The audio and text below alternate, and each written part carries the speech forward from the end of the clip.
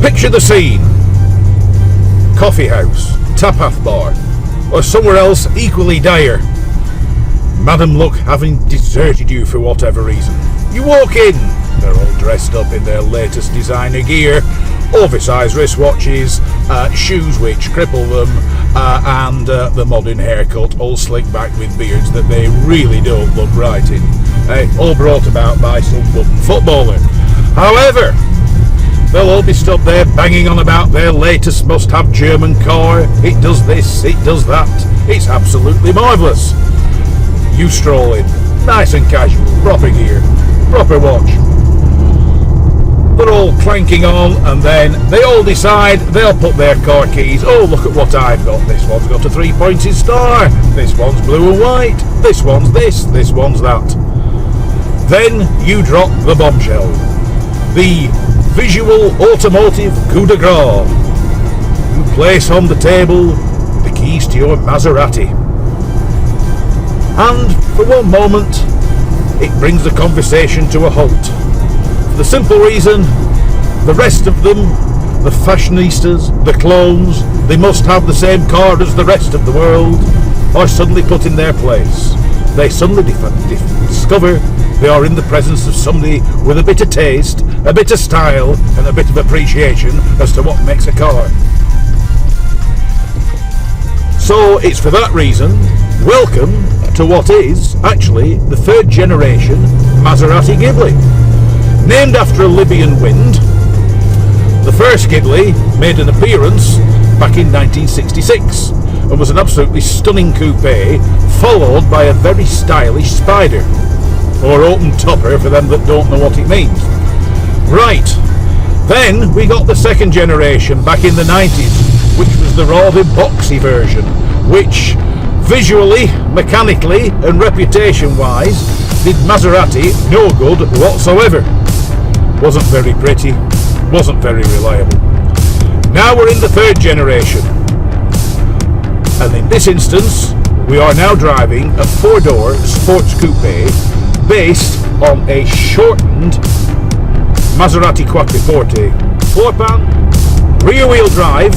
This is the Ghibli S, powered by a 3-litre, or if you want to be precise, 2.979cc 60-degree Ferrari derived V6, 404 horsepower, all courtesy of the old twin turbos, 550 newton meters of torque, mated to an 8-speed ZF automatic or semi-automatic transmission, which means you can go full auto, you can shift via the small stubby shift down here, forwards for down, backwards for up, or you can go on these super huge, oversized paddles that lurk behind the steering wheel, which in my opinion could do with being about a third shorter in length. They're all very stylish, but you do tend to clip your fingers on them from time to time. Right, this all comes together to give you a top speed of 177 miles per hour with a 0 to 62 of 5.5 seconds, which for most people is more than quick enough. Fuel wise, the factory claim 27.2 miles per gallon. Don't get excited about this. The best I've seen over my 207 miles to date test drive, is about 22-23.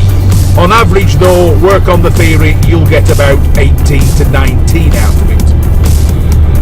In most circumstances, use the semi-auto transmission, or if you press the button down here, manual, it means it will only change gear when you tell it to. Use automatic round town. Apart from that, it is best driven as a semi-automatic car, mainly because it will go up the box earlier than the automatic actually says it will. So you can get it to do a little bit more to the gallon if you drive it as a manual or semi-automatic.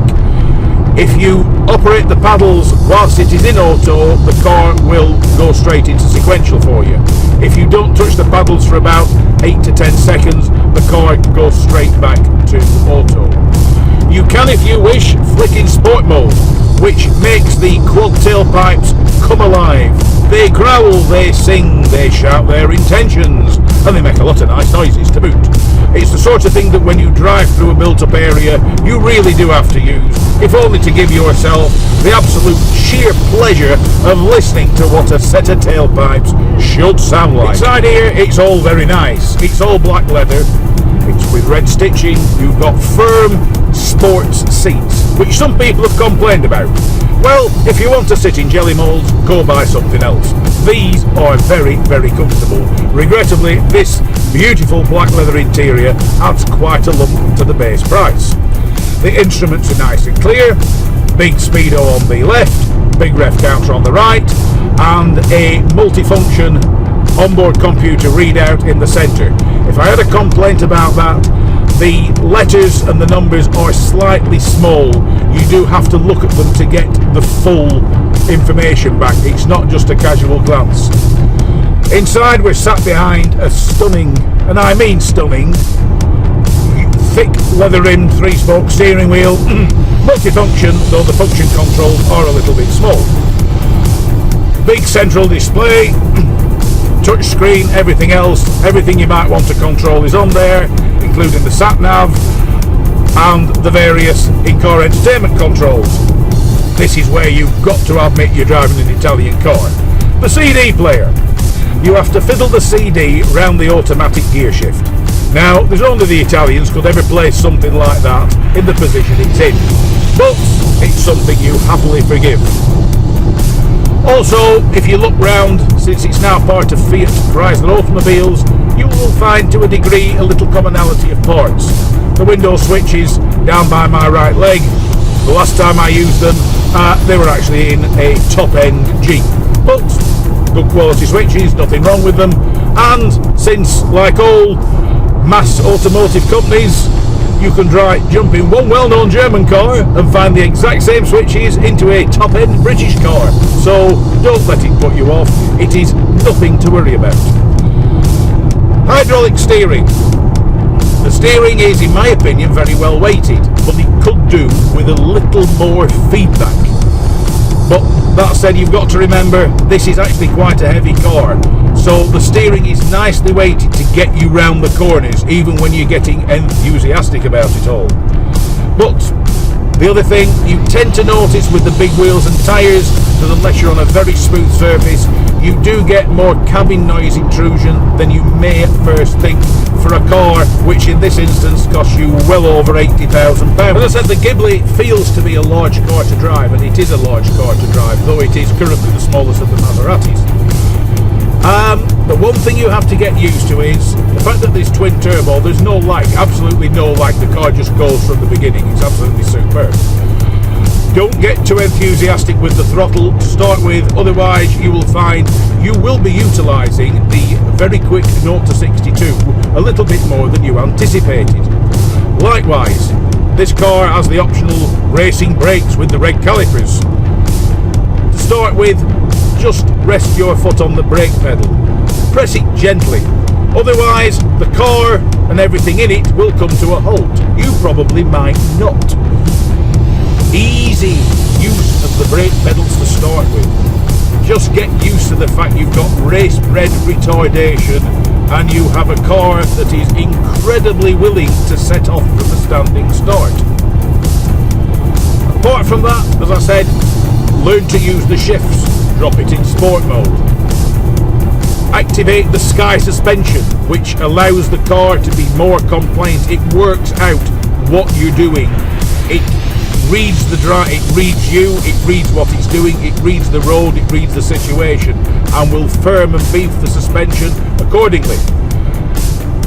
In all other respects, on a nice smooth surface, the car is extremely quiet, very, very refined, and for a Maserati, with sporting overtones.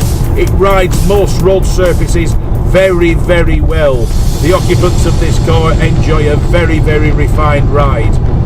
As I said, on certain rough surfaces you will find there's a bit of cabin noise from the tyre noise, but in most instances it's a very pleasant, very refined place to spend time. In many respects though, it's one of those cars that you buy because you want it. It's a car you buy because the Trident badge means something. Okay, a few years ago it meant that you probably spent a lot of money on a car that'd be all the time in the workshop. In this instance, no. Maserati had to get it right for them to survive. And courtesy of Fiat and Ferrari, the brand is coming back, and I'm absolutely delighted by the fact. You buy a Maserati, in my opinion, especially the new ones, because it suddenly hooks you back up with some automotive history. There's a bit of legend about these cars. They've gone through some terrible times, but nearly all Italian cars have. But under the tenure of Fiat, once again the mark is being brought back, this time with some sheer style, with reliability, and with absolutely unbelievable desirability.